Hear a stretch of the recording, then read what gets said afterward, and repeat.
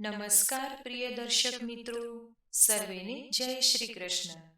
આજના આ વિડીયોમાં આપણે સાંભળીશું વિનાયક ચતુર્થીની વ્રત કથા અને મહિમા. વક્રતુંડ મહાકાય સૂર્યકોટી સમપ્રભ નિર્વિઘ્નં કુરુ મે દેવ સર્વકાર્યેષુ સર્વદા. હિન્દુ ધર્મની માન્યતા પ્રમાણે દર મહિનાની શુક્લ પક્ષની ચોથને વિનાયક ચતુર્થી કહેવામાં આવે છે. જો આ વિનાયક ચોથ કોઈ પણ મહિનામાં મંગળવારના દિવસે આવે તો તેને અંગારકી ચોથ કહેવામાં આવે છે. આ દિવસે સ્ત્રીઓ સંતાન અને પરિવારની શાંતિ માટે વ્રત, ઉપવાસ અને વિધિ વિધાનથી ગણપતિની પૂજા કરે છે. આ વ્રત કરવાથી તમામ મનોકામના પૂર્ણ થાય છે. આ વ્રત કરનારે વહેલા ઉઠી સ્નાન કરી પૂજા માટે તૈયાર થવાનું હોય છે.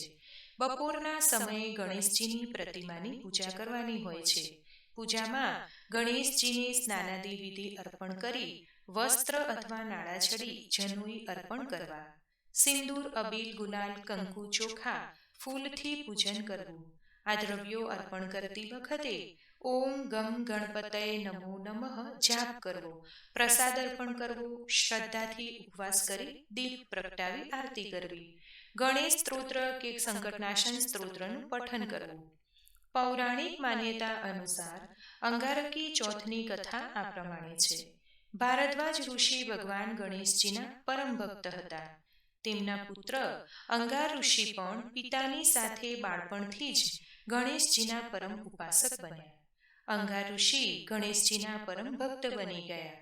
સવારથી રાત્રે સુધી તેઓ ભગવાન ગણેશજીનું ધ્યાન, સાધના અને ઉપાસના કરવા લાગ્યા. વર્ષો સુધી અંગાર ઋષિ પરમ શ્રદ્ધાથી ગણેશજીની તપશ્ચર્યા કરતા રહ્યા. ઋષિની આવી આકરી તપસ્યાથી ભગવાન ગણેશજી પ્રસન્ન થયા અને કહેવા લાગ્યા, હે વત્સ, તારી આવી પરમ તપસ્યાથી હું પ્રસન્ન થયો છું. આંખ ઉગાડ, જો હું સ્વયં તારી સમક્ષ ઊભો છું. ઋષિએ ધ્યાનમાંથી જાગૃત થઈને જોયું તો સ્વયં ગણપતિ એમની સામે ઊભા હતા. અંગાર ઋષિ અહોભાવથી ભાવ વિભોર થઈ ગયા. તેઓએ તો ગણપતિના ચરણોમાં સાક્ષાત દંડવત કરી સમર્પણ ભાવથી ગદગદ થઈ ગયા. દુઃખ હરતા સુખ કરતા ગણનાયક ગણપતિએ અંગાર ઋષિને પ્રસન્ન થઈને કહ્યું, હે વત્સ, હું તારા પર પ્રસન્ન થયો છું. માંગ, તારે જે જોઈએ તે વરદાન માંગ. પરંતુ અંગાર ઋષિએ કોઈ વરદાન માટે તો તપ કર્યું ન હતું. તે શું માંગે? બે હાથ જોડી નમ્રતાથી તેઓ બોલ્યા, હે પ્રભુ, આપે મારા પર દયા કરી મને દર્શન આપ્યા. હું તમારા દર્શનથી ધન્ય થયો છું. મારે કોઈ સુખ સંપત્તિ જોઈતી નથી. પરંતુ જો આપની કૃપા મારા પર હોય તો હું આપના નામ સાથે મારું નામ જોડવા માંગુ છું. વિઘ્નહર્તા હસીને બોલ્યા, હે પુત્ર, આજે કૃષ્ણ પક્ષની ચતુર્થી છે. મારી પણ ઈચ્છા છે કે તારું નામ મારી સાથે જોડાઈને અમર બને. તો હું તને આશીષ આપું છું કે મંગળવારની આજની ચોથ સાથે તારું નામ લેવાશે. આજની ચોથને અંગારકી ચોથ કહેવાશે. આમ જ્યારે પણ જે માસમાં વિનાયક ચોથ મંગળવારે આવે તો તે અંગારકી ચોથ કહેવાય છે. વિઘ્નહર્તા દેવ શ્રી ગણેશજીની કૃપા મેળવવા માટે અંગારકી ચોથ ઉત્તમ ગણાય છે. જો મહિનાની વદ ચોથ અને મંગળવારનો સંયોગ હોય તો તે ઉત્તમ ગણાય છે. અંગારકી ચોથ વર્ષમાં 1 કે 2 જ વાર આવે છે.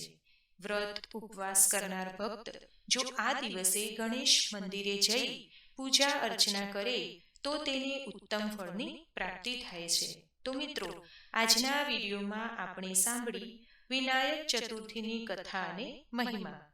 જો તમને આજનો આ વિડીયો પસંદ આવ્યો હોય તો વિડીયોને લાઈક જરૂરથી કરજો અને અમારી ચેનલને સબસ્ક્રાઇબ કરવાનું ના ભૂલતા. ધન્યવાદ.